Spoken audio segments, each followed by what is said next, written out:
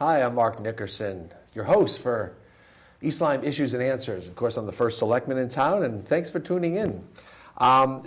This show is about talking about things that are going on in East Lyme, issues and topics of conversation, meeting people that work for our town, and sometimes controversial things too. We'll just air out the information. Information is a whole lot better than misinformation. And sometimes those things kind of stir up in our community. So it's good to be able to sit down every couple of weeks and say, this is what is going on. And also we get to meet some of the people that make this town work, whether it's town employees or school employees or people in our community that volunteer their time and service. So it's a pleasure to have you here. It's a pleasure to be here. We have a whole lot going on in town. We're just finishing up what may have been the very best summer in the history of Niantic and East Lyme. Great weather lasted right into the middle of September, and now we're having a nice mild fall. Our boardwalk is the portion that we're building is over 50% completed now. I'm hoping to be able to move that barrier fence down the boardwalk a little bit so we can all experience it. What we have to do first is put that back fence up along the rail and put the railing that goes along the front that faces the beach. We have to install that, and so we're kind of waiting for some bolts and screws to come in, frankly. It's always the little details that hold you up. And then we'll be able to move that barrier down. Even if it's a couple tenths of a mile, we'll be able to put our big toe on the new boardwalk, and we'll know that this past summer, as great as it was, as great as all the things that were going on downtown, the new restaurant openings and people all over the place, music all over the place, that'll be the last summer we'll have to face, hopefully forever or a long time, without a boardwalk. And next summer we'll have that boardwalk wide open and ready to go. We're also going to have new parking up at the upper part of McCook's. We'll be a part of of course, that's our staging area for the boardwalk construction. When that's done, we rebuild the parking lot, but we're adding 78 spaces. That'll help with the beach overflow. We're also going to take a careful look at adding some parking spots downtown, and more is coming up on a later edition of Issues and Answers on that. This week, great pleasure to introduce to the community, and probably at this point there's no introduction necessary, Jeff Newton. He's our superintendent of the schools at East Lyme. Jeff, welcome. Thank you, Mark. I appreciate it very much. Happy to be here. Nice of you to come aboard and face the grilling of Mark Nickerson. It's a real tough audience out here, and my questions, man, they dig real deep. Always a pleasure. What we want to do tonight is talk about who you are. You're coming into the community as our new superintendent. We've had a long history of outstanding superintendents Absolutely. who put their heart and their soul and their talent and energy and passion into our school system, and that's why we have such a great school system. So tell me about you. You grew up here.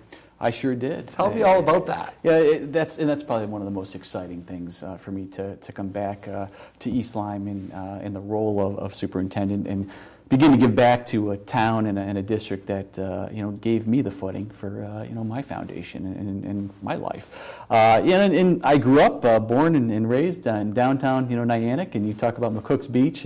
I spent many of days on that beach and swim lessons on that beach, and just loved every minute of it. Yeah. The town has just been a wonderful place over the years, and I have family that still lives here. My parents still live here, and it gets me a little closer to them as well. So I get to say hello to them every once in a while. Heck yeah. So you grew up here. You went to Niantic Center School? I went to Niantic Center School, and then the current middle school wasn't the middle school. Yeah, exactly. Right. It was the current Lily B. Haynes was the middle school, and then obviously East Lyme High School. So great to remember where my old locker was, and get to see some teachers who are still here that I had, which is exciting as well. So who've just done a fabulous job over the years, and are still here, which is a testament to the great school district. You, when you started that, a little history of your background, you talked about serving the community, which is a real interesting. That just that rang a bell in my head. You know, we have so many people that serve our community, whether it's your Rotarians and Lions clubs, all the people that sit on our commissions and boards and church groups, and the list goes on and on. Of course, our veterans have served this community and served our country so proudly. So in someone like in my position, you know, I 16 years ago kind of raised my hand as softly as I could and said, yeah, sure, I'll be on the zoning commission as an alternate, and that's all I ever want to do, and to serve the community, to give back. And I know many people whose story is the same. Paul Formica, who was just a business owner and had a little issue with what they were trying to do with a sign ordinance, and said, you know, I'm going to get involved instead of just whining about it. And not that Paul would ever whine, but he got involved, and now he's our state senator. Amazing journeys. So here you are in a unique position, the superintendent of one of the better school systems in Connecticut. But so it's a vocation, it's a job. But it's also service back to the community that taught you the ABCs. Absolutely. I think that's so poetic. I agree. And there's where, you know, you have a passion for your craft and the work that you do, but you get to be able to come back to the place that gave you your foundation. You're so much more invested in it. You're so invested in the town. And, you know, you want to now set the stage. I want to set the stage for this district for the many years to come. And, you know, this is my dream job. I plan on being here for as long as I possibly can. It's just so exciting. And, you know, the last, 4 or 5 months have just been fabulous since I started. So you graduate East Lyme High School, class of? 91. 91. 1991, yes. Man, I was well on my way to 91. Thanks for bringing that. I appreciate that. Yeah, you were in diapers when I was graduating high school. So I'm at that transition time in my life where I'm going, oh, most people are younger than I.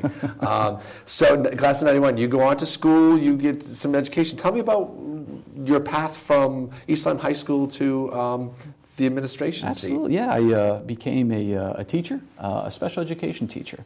So I taught both in Norwich at NFA and Teachers Memorial Middle School. From there, after a few years of teaching, got into administration, became an assistant principal, and then a principal a year later, and was a principal for 6 years in Montville at Dr. Charles E. Murphy School. Great experience working under a superintendent, David B. Irwin is his name, who just taught me a lot and really gave me an additional passion to want to pursue further administration. From there, I went down to Westbrook and became the Director of Special Services for 2 years, and while I was getting my, what you call an 093, my superintendent certification, and then became the superintendent in Hebron and was there for 2 years. And normally you stay longer than 2 years in a superintendency, obviously, but the opportunity I saw in East Lyme, I couldn't turn it down. And it worked out, and here I am, and probably one of the happiest superintendents in the state of Connecticut. So. That's I got a big smile on my face. You saw it when I was off camera. Your dream job. Absolutely. Who doesn't want their dream job to come true? And it has for you. It's well defined. It's nice. It's a nice history. Just fab. And the staff are wonderful. The town is wonderful. The work that you all do is just it's a great place to be and a great community. You get us. You get the Yankee part of East Lyme too. Mm-hmm. You understand that budgets are always tighter in East Lyme, it seems, than anywhere else. We watch our money very tightly. Absolutely. We have some great history of controlling expenses, finding efficiencies, but delivering beyond an average product. A very high quality product back to the citizens that pay for this. You get that, and that's why working with you is going to be, I'm sure, rewarding, and we're gonna. I'm looking forward to this relationship again, maybe for a long time, because although this is not my dream job, the last thing I want to do would be first selectman. It seeked me out. I was not seeking out the job; it found me with Paul's departure to elevation to state senate. The job fell on my lap, and I've eaten it up every day since January 9th. It's a great position to be able to serve the community which you love. My children grew up here, went through your schools, and our roots are firmly planted. Absolutely. Mine and Marlene's. So you get the job. You go home, you call the wife, big hug, and we're all screaming. Then you arrive on the scene. couple weeks, months later. What struck you? What was the biggest surprise when you arrived? Well, you hear about good schools and good school districts across the state when you're in different roles, and I had always heard and had always known East Lyme is a good district, and I was so proud of my education here. But then to come back and actually see the work that's going on, that's what was magical, because there are so many great things going on in the district. Such hardworking teachers and staff members, great administrative staff, supportive parents, which makes such a big difference, and some extremely hardworking kids, and the support of the town as well. All that rolled into one just makes it something of joy to be part of. Yeah. Cool. What would you say is the best part of our school system? What separates us? I think what separates us is three things. That's our students, our staff, and our parents. Yeah. Really, that combined effort right there is what makes the district hum and do extremely well. We've always scored very well on test scores. Formerly CMT. We now just went through our first year this past year of Smarter Balanced Assessment. But we've got strong curriculums. We have strong assessment, and we push our kids, which is what it's all about, and prepare them for college or careers, whatever that might be, and beyond. And I think you often hear students that come back, and me being one of them, that basically say thank you, because I was pushed, and that's been the trend of the East Lyme schools over the years. And under my leadership, that will not continue. My work now and my goal now is, okay, we're good, but how do we get even better? How do we become even greater than we already are? Exactly. And that's just a continual focus. Right. Thanks. We thank our community for the great things and the response and the appreciation for our work. But how do we get better? Always, and that's the mark of a successful organization. It can be a municipality, it can be a school system, it can be a business, but never settling. And always looking for the next level, and finding the efficiencies, but finding the excellence, and even making that better. That's so right. Good for you for recognizing that. That's dynamic. Jim Collins wrote the book Good to Great. I don't know if you've ever heard Yes, Jim Collins, but fabulous book. Right. And I often think of that book when I think of this district. So it's been great. That's cool. That's great. You mentioned the magic in the classroom, and that's. I refer to that a lot too. It's our teachers that just inspire our kids. And it's our teachers who are the liaison between the kids in the classroom and the parents who want to be involved, and they just do unbelievable work. And I know that's your message as well. That the teachers are just unbelievable in this school system, where they don't get paid the most, but they are the very, very best. Out there. The single best thing that we can do, as leaders and educators and as administrators, is hiring. You have to hire the best, and if you don't hire the best, then you shouldn't be settling. Is what I'm trying to say. It's so important that the teachers, the staff members that we bring on, are the best, and we've hired the best over the years, and that's been another trend, I think, of the East Lyme Public Schools, that our staff are phenomenal, and the ones that have been with us, for many, many years, are just cut above. So we're so proud of them, their work. We talk about the magic in the classroom. We had some magic. We had some recent test scores that came in that were like outstanding, that opened everyone's eyes to this school system. Why don't you give us a whole rundown of how that, you mentioned CMT, now we're on to something else. Tell us, give us some background and then tell us the scores. Yeah, what's changed is we now have what we call the Smarter Balanced Assessment. It used to be the Connecticut Mastery Test, and we still have a science component for Connecticut Mastery testing. But the Smarter Balanced component or assessment is basically language arts and math are the two key focus areas. And we were told by the state, this is a whole new test. It's what's called an adaptive test. So 3 individuals sitting at a computer, and it's computerized as well. So 3 individuals sitting in front of a computer taking the test. One might get the question right, move on to a higher level question. Next one sitting next to that individual might get the question wrong, or we'll move down to a lower level question. So no two students are looking at the same test at any given time. So that's why it's adaptive. Students, given that information, and how that testing unfolds is a much different concept of what they're used to. So a lot of preparation went into preparing students to be in front of a computer and doing that testing. So long story short, we went through that this past school year, first time. Kids did marvelous. They really did well. And we haven't shared our specific data results with our Board of Education yet, so that will be coming up in early October. So I can't get into the specific numbers yet before our board hears it, but I can say that comparative to the state, we did exceptional. We were at some points 30 percentage points above the state average, which is just phenomenal. Our high school, they tested 11th grade. That's the only grade in high school that gets tested with Smarter Balance. Number one, in our DIRG, our district reference group. So we were beating out, districts that are, Farmington area, Westport, those types of districts. We did better than some of those schools. Fantastic. So proud of the work. But test scores are one element. Right. We focus on the whole child, right. And that's what's most important. So this is just one measure of the success of our kids, but it's an important measure. And we will now, as we disaggregate all the data, we'll figure out what it is we want to do next to find areas of weakness and move forward as we prepare for testing again this coming March. Mm-hmm. Fantastic. Congratulations. Yeah, no, we're proud. I know you're new at the helm, but... I'd love to say I had something to do with it, but, I think kudos to the former, superintendent and the work of the and all the teachers. It's just a school system that keeps marching along and finding new ways to be excellent, as we discussed earlier. And that has to continue. Tell me about Common Core.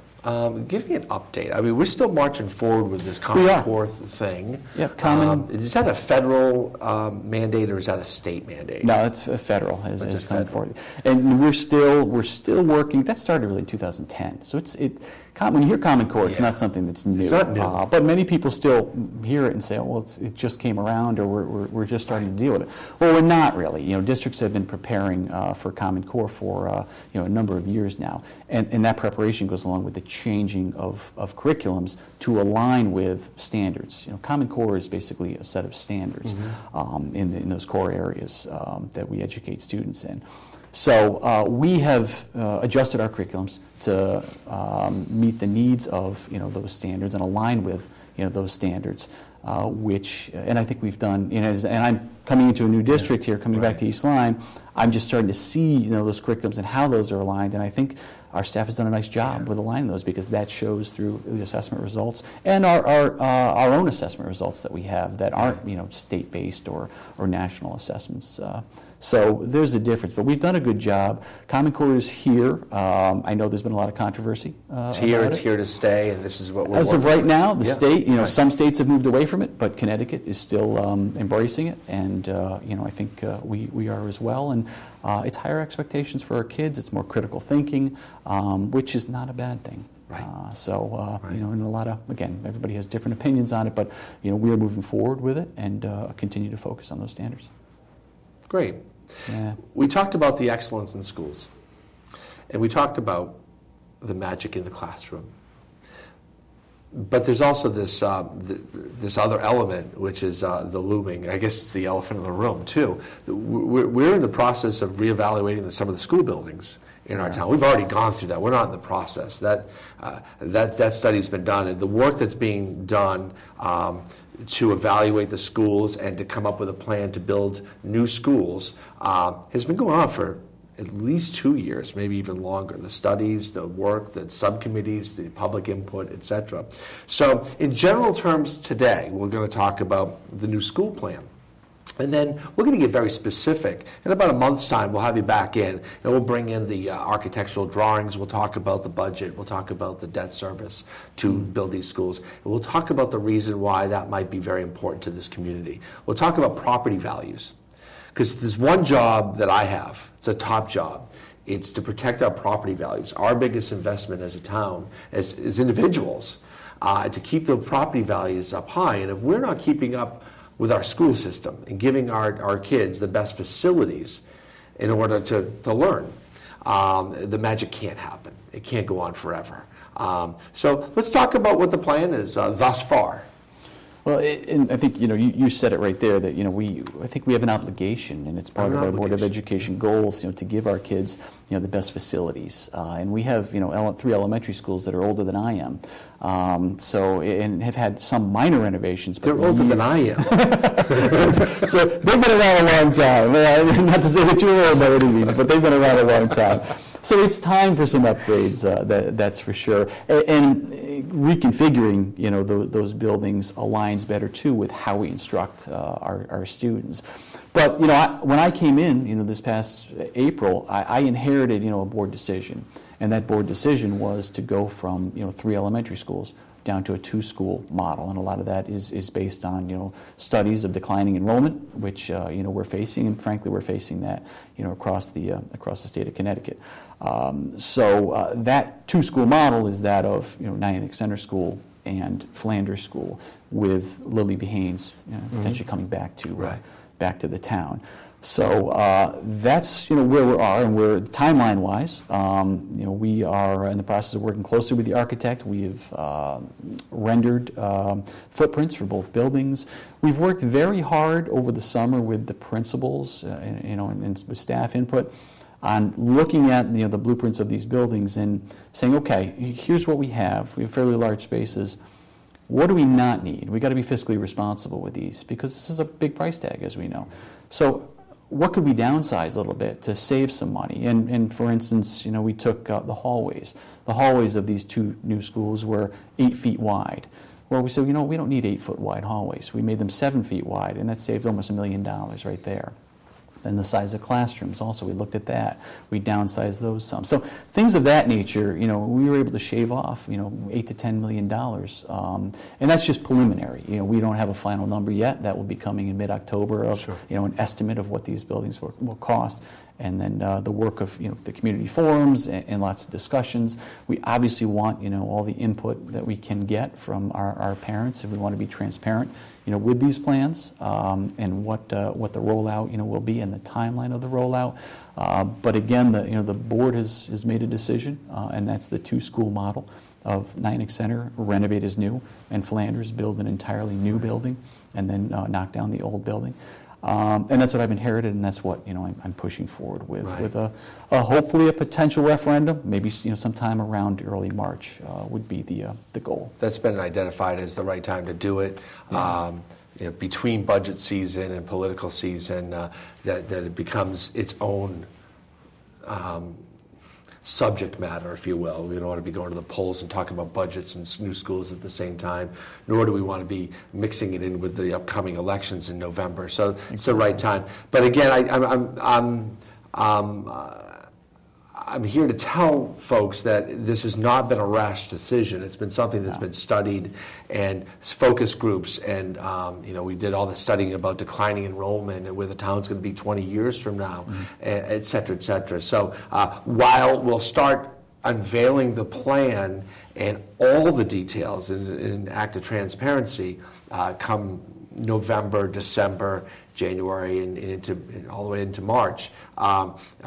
This has been worked on for quite a long time. And that's an important point, because really you have 5 years in the making. 5 years? I said 2. So yeah, 2011, they started looking at what would be the best feasible option for the East Lyme Public Schools, taking the declining enrollment studies as well as what we need for building structures.